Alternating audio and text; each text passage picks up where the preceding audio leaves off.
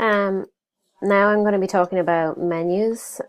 So what I classify as a menu is this is a menu, these are all menus, this is a menu. Even these ones here are menus, so I'm going to just talk about them in this tutorial. So when I go into the backend, I log in as an admin and I go to the menus tab.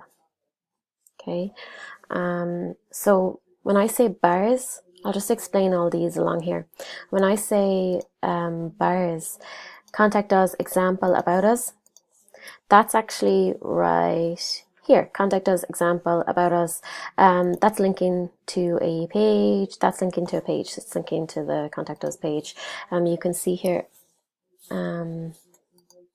We have it either, actually you can link a page two ways. You can link it by an anchor text, or you can just select it from the drop down here. You might actually want a menu to redirect to Google or Google Maps or somewhere else that's off of your website. That is when you'd use this external URL. So these are submenus of nothing, and they're in the bar section. Okay, we've got footer. So we've got contact us is a menu on its own. It's not a sub menu of anything. But we've got about us and a principal's welcome. It's a sub menu of contact us. I'm just going to show you on the front where that actually is. If you scroll down to the very bottom, you've got your footer. There's your contact us, your about us submenu, and your principal's welcome submenu. So that's basically how you add to your footer. Then I'm going to go to my header. This is where you see those lovely buttons that I showed you previously, which are these ones up top. Okay, so we got your Find Courses button. That's in just header, not header 1 or header 2, just header. So I've got Find Courses, I've linked it to the page, course list, and it's a submenu of nothing.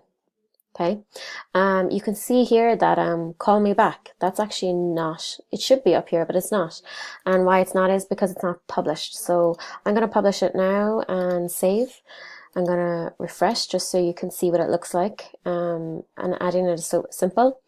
And turning it off is really simple. So now you can see it there. I'm going to turn it off because it's gone a bit bulky. Turn off, save, refresh. Okay. So, as I said in my previous tutorial, you've got your header 1, which is, we're going to find it easily because we just look for this one here. It's a submenu of none, so it has to be showing up here. Look, here it is. It's a submenu of nothing. It's just on the top menu. And these are all it's submenus. Okay. So to add a submenu of pack, all you do is add it. So pages, I'm going to just call it I'm going to link a page. I'm going to link the About Us page because we have it already created. If you didn't have it created already, you just have to create a brand new page, and it's going to be a submenu of pack. I'm going to add it, I'm going to save, and I'm going to refresh as always. So I've come back onto the front, I've refreshed my page, I'm going into pack where I added the menu, and I see it sitting here, pages. It's the blue one because it's a submenu of pack. If I wanted it to be one of these underneath, I'd have to make it a submenu of the blue. So I'd have to make it a submenu of About Us or a submenu of pages. So I'm just going to do a submenu of pages right now. So add menu, sub pages. I'm gonna add the URL machinery just for good measure. So whenever I select the page subpages, it's gonna lead me to the page machinery. And I said it's gonna be a submenu of pages. Add, save, refresh. On the front end, obviously after refreshing, I can see my submenu of pages.